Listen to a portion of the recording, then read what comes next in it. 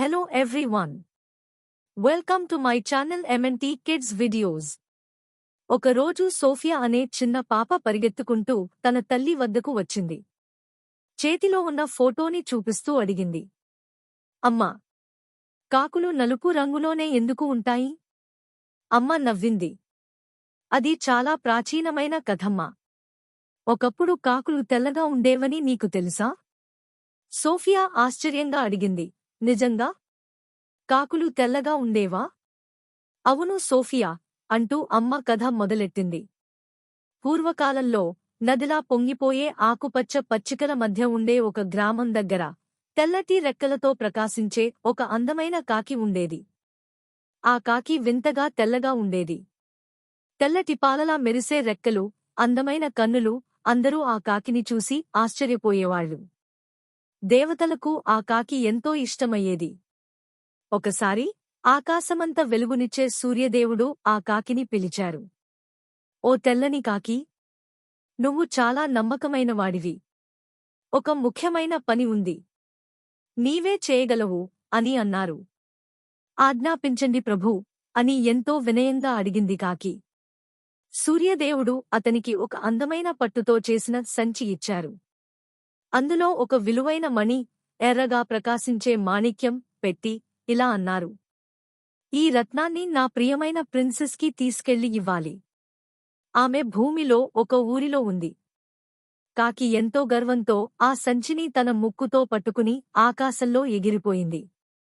నదులు, పర్వతాలు, పొలాలు చాలా దూరం ప్రయాణించాడు. ఆ ప్రయాణంలో కాకికి బాగా ఆకలేసింది. చాలా దూరం ఎగిరాను. చిన్నగా ఏదైనా తినాలి అనుకుంది.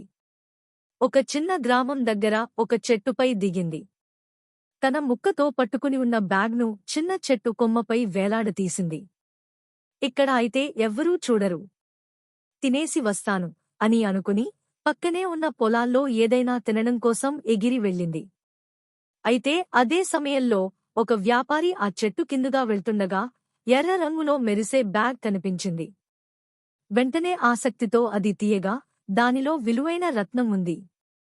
హాయ్, ఇలాంటిది దొరికితే జీవితమే మారిపోతుంది అని లోలోపల చిరునవ్వుతో బ్యాగ్లోని రత్నాన్ని తీసేశాడు.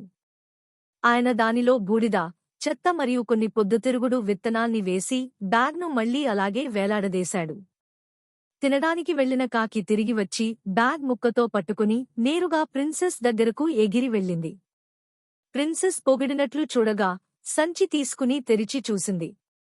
కాని లోపల ఉన్నది బూడిద, చెత్త. ఆమె ఎంతో కోపంగా చెప్పింది. ఇది ఎంత అవమాననీయం! నన్ను అవమానపరచాలంటే ఇదే మార్గమా? ఆమె సైనికులు కాకిని పట్టుకుని కోపంగా ఆరా తీశారు.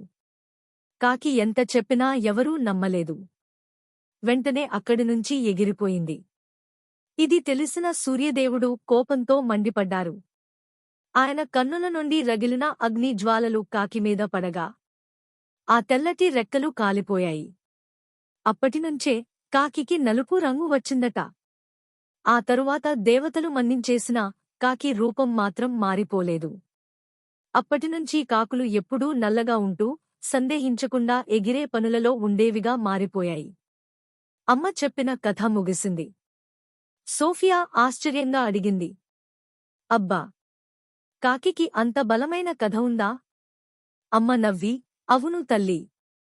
ప్రతి జంతువు, ప్రతి పక్షికి ఒక కథ ఉంది. మనం ఆ కథలు వినగలిగితే ప్రకృతి మనకు ఎన్నో రహస్యాలు చెబుతుంది. నీతి: ఒకరిపై నమ్మకంగా ఉన్నప్పుడు తమ బాధ్యతను విస్మరించకూడదు. చిన్న పొరపాటైనా పెద్ద ఫలితాలు తెచ్చిపెట్టవచ్చు.